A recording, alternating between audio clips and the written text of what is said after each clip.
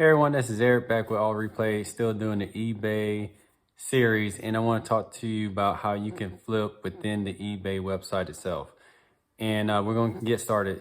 Basically, today is Black Friday, the day after Thanksgiving, when a lot of sales are being made for Christmas shopping. And I had a bunch of different listings that I had made from other websites like AliExpress, Wish.com, just kind of seeing if I could just do like a kind of drop shipping, selling within my own secondary personal eBay account. And what I did find out was that I went ahead and put the Beats Tour 3 headphones that I seen on Wish.com, and I had took pictures of it and listed it and actually made a sale. And unfortunately, when I went to go buy the actual product from Wish.com, so they can fulfill the order and do the shipping to my customer that placed the order with me. So basically, I'm just the third person in a sense. I'm just placing an order basically in a sense, for my customer. And I found out all their stock was gone. So I was like, oh my goodness, you know what I mean? So what I did was I went within the eBay application on my phone, and I did a search for anybody that was selling that same type of headphones, but for less than what I was selling it for. And I lucked out, I did find a California seller that had probably 20 plus of these Beats. And I went ahead and bought from or placed the order with them, you know what I mean? So I'll show you kind of numbers and everything like that. So I think within the first one, I had it up for sale for about $49, and I found a seller that was selling it for, $29, which kind of equated to about $32 with the tax I had to pay. And with the eBay fees that I ended up paying was a little bit more than I was thinking, because this is going through my secondary personal eBay account, the one that I do more testing with, and I really don't watch it in the sense like the business account that does more of the sales every month. And I found out that I knew that the secondary account was already in a below average performance status, which I was like, okay, well, I'm just not keeping up with it. Sometimes I can't find the actual item that I just sold and I just cancel it, you know what I mean? So that thing's the performance rating on the eBay account. So like I was saying, I found out that the secondary eBay account actually is in a, I already knew it was in a below performance average setting, because it's not keeping up with the sales. I'm not sending them out on time. I'm not updating tracking. I'm canceling orders. I'm running more tests through it, right now at this point in time. And so with this test, I started making sales with these Beats headphones. I think I've done about 5 already just today, just off this one listing, and using this one seller to make the actual purchases. So basically, I took a better listing that had the same item listed at $50, and I copied that listing, and I used two good pictures, I cropped the pictures, made it look real nice and fancy. And then what I did was put it back on eBay, and I put a best offer on there, so I would accept $47 or more. Some of them I started accepting like $45, because I didn't realize at first that I was being dinged or hit with extra fees because this account is below average. I was thinking that I was going to be paying 10%, which should have been about $4 or $5 on each listing. I'm actually paying about 20% on each listing. I'm paying about $8, $9. So the profit's not there where it should be, but it's a good test. Just for basically, copying listings and placing orders. I'm not holding any inventory, anything like that. The seller has a good status. They have free returns, so I could process the returns back through that. And I'm pretty sure whenever the customer purchase that item from me, they were able to, or they were given the option to buy insurance for, or warranty in a sense, for that item for 2 or 3 years. And if they bought that for $2 or $3, then that would cover their item. I'm pretty sure that's probably a standard that eBay offers to all their listings, especially electronic listings nowadays. So, let me show you exactly how it kind of played out with the numbers and everything like that. And, we'll see. I mean, made a little profit, but not as much as I was thinking. Could have been a little better, but this is a good account to kind of try it out in because it doesn't really fit my main account where a lot of the sales come through. But it is definitely doable. So if you find a hot item, like, it's Christmas time, everybody's buying gifts, and you can find the actual seller that has abundance, a bulk of this item, and they already have that listing set up, you could actually just start placing orders within that seller and sell them at a higher markup. Because what I noticed was when I first made the listing, I think that on wish.com, whatever, I think they're about $45 or so. I think they're about $30 or so on there. And I noticed that the price went up from 41. It was $41 early this morning when I looked at the listing, and it jumped up to about $47 probably around this afternoon. In the evening, right now, it's probably like $51 or $52. So what's happening is, as the demand has grown for this item and the supply has shortened, people have basically price gouged it in a sense, because inventory is running low. So people that have this item, or they're having 1 or 2 of them, whatever it is, they're actually selling them for $60 or $70. So that's what they have up for the listing right now. And I'm selling mine at $50, So, I'm still making sales. I made just one listing for the actually white color, and now I'm making another listing duplicating the same for the black color headphones, as long as there's inventory, because I'm noticing that the white colored headphones are actually, they're getting really, really low from the seller that I'm buying them from. And it's probably, somebody's probably picking up on it, or maybe they're just buying from them, And I think after my 5th sale, I noticed that there was only 8 of them left, and I still have another sale pending. I'm waiting on getting paid. But, worst case scenario, if there's no more inventory on the market, then I'll just cancel the order.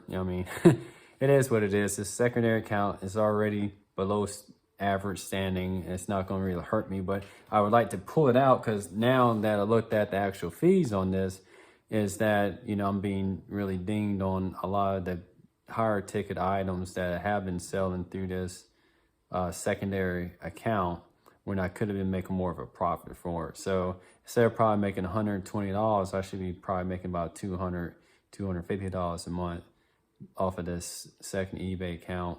And so it'd be beneficial for myself to pull it out of the below standard average performance setting that it is now, and do better sales, come up with better products, to sell, and basically keep this eBay flipping within the website itself going.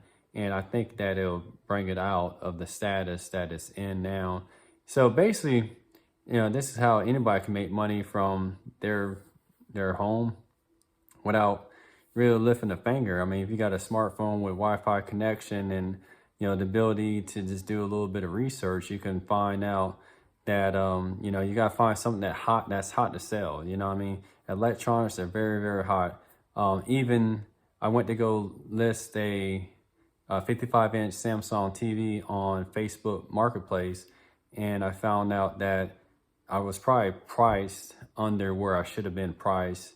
Because I've had this TV sitting in the house probably, maybe about 3 or 4 years, I don't know. Then, this was probably another TV that we had installed at a DMV location, and maybe they upgraded TV or whatnot. I don't remember. But anyway, you know, it's. I looked on the actual nameplate of the TV on the back of it. It was manufactured in 2011. It's already 9 years old. You know what I mean? So I consider the TV to be old in a sense and not worth it to me because I got 20 other TVs in storage, you know, that I have for this other customer.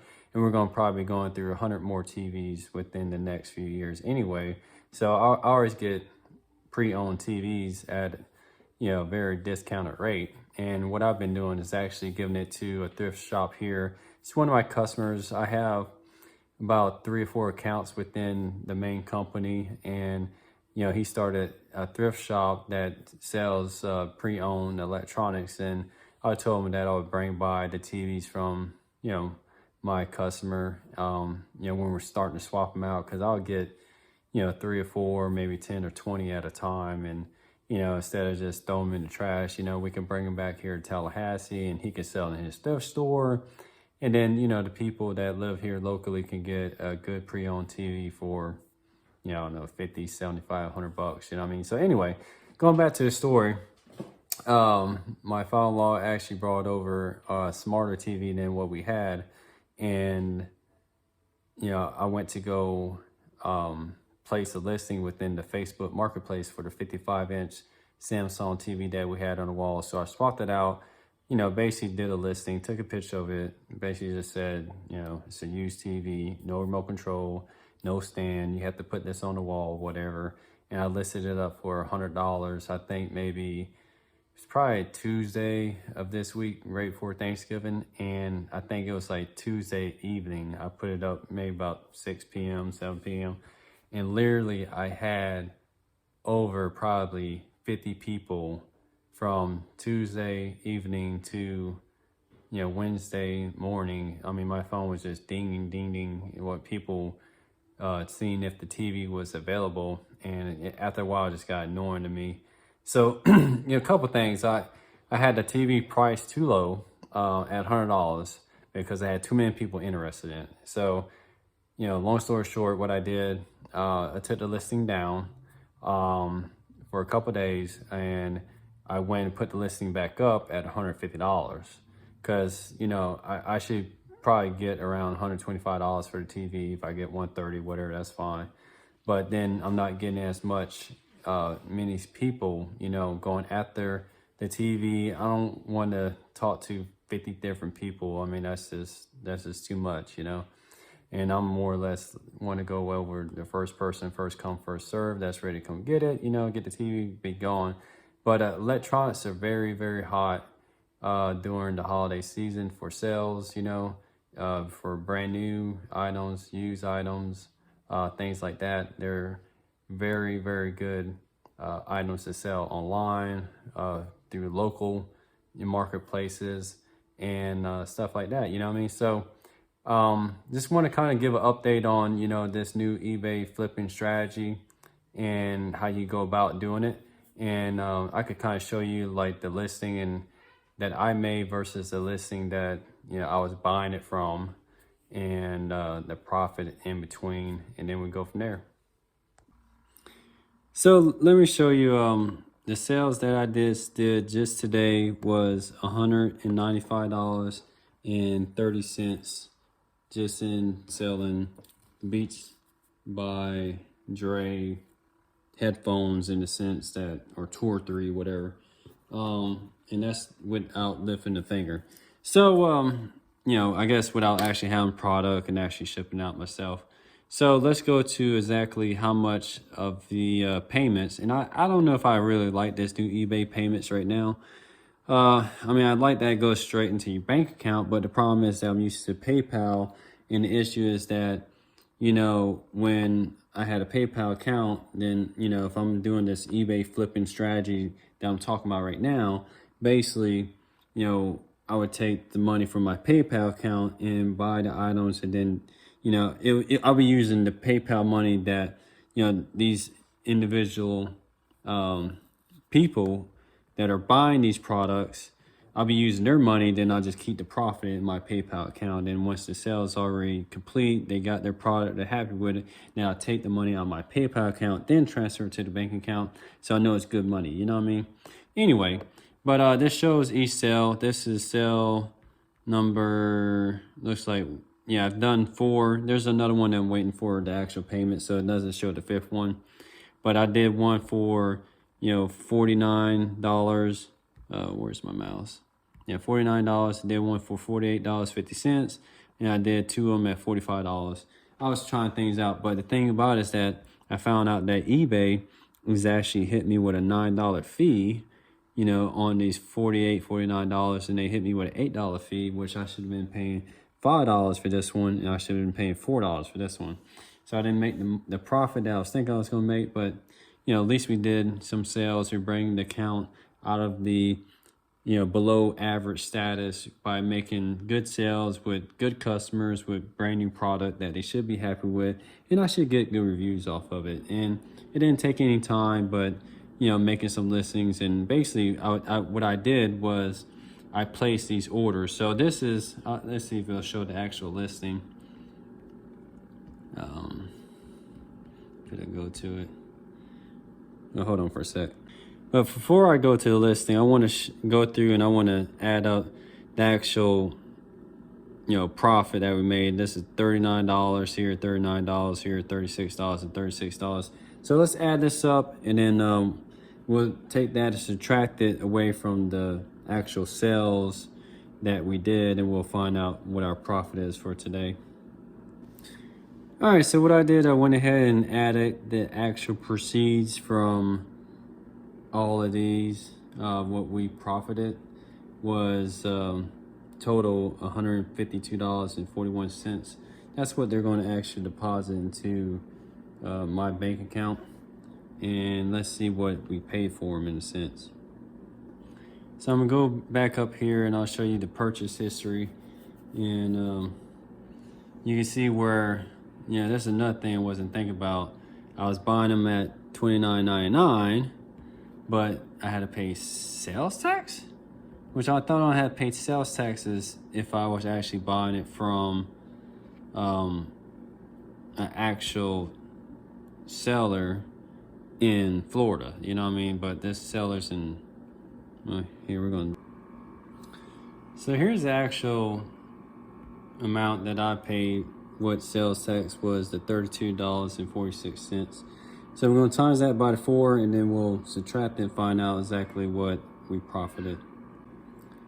So this is the amount that I actually paid, was $129.84 for everything. And if you take the $152.41 of what we actually profited after the eBay fees, which should have been a lot more, but anyway, I should have made probably $165 or $170 off of that. But we'll go ahead and subtract that and find out, you know, what we made off of it. So let's hit 152.41 minus 129.84, and looks like we profited actually $22.57. So I'm making probably roughly about $6 per listing. So if I did, you know, probably 10 listings, I would make $60 today just off of flipping within the actual website in a sense. And so it's a good strategy of how you can actually take a listing, and I'll show you the original listing, and you know, techniques like that, and how you can take it and basically make it your own and just change it where you can actually make sales.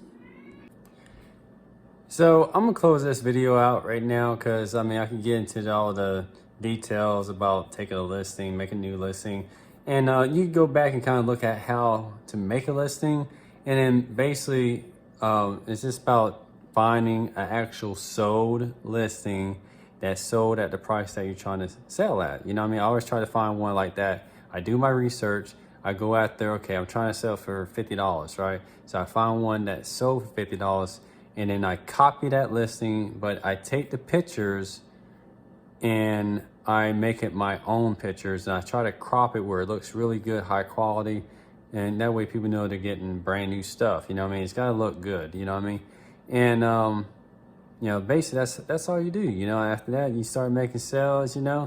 But now with this eBay payments, the way that you're getting paid is a little bit different. They're holding your money and they're transferring it to your bank account versus you having a PayPal account. Because before, customers would pay me and put in my PayPal account, then I could take that money out of my PayPal account that's already there to pay for the actual item from another seller, and then have that seller ship it to them. I'll let that money sit there, and then once they get their product and they're happy with it, then I'll take the money out. So now, it's like, I don't know if I like getting paid directly to the bank account, but I don't like not being able to access the money. You know what I mean? So I'm glad that I have reserves. This is why it's so important to have reserves to actually run an eBay business or any kind of business. You got to, because without it, they're always changing policies. They're always having different ways about doing things. You need money to actually take on new ideas and new strategies and stuff like that to try out new things. You know what I mean? Because I didn't know I was going to do this till today, till I seen there was an opportunity to go ahead and make some sales. You know what I mean? So that's why I went ahead and thank God I had the money in the PayPal account to actually buy these items. And that way to get shipped out. And then on Monday, I'm supposed to be getting released the money, which is, 3 days from now. You know what I mean? So, it's going to work out. We make some sales. Well, I'll probably make, 6 more. So I'll probably make $50, this week, just off this little secondary eBay store. Then I think it's going to help boost it up. But, I could talk about it forever. If you have any questions, hit me up, and then we'll go from there. See ya.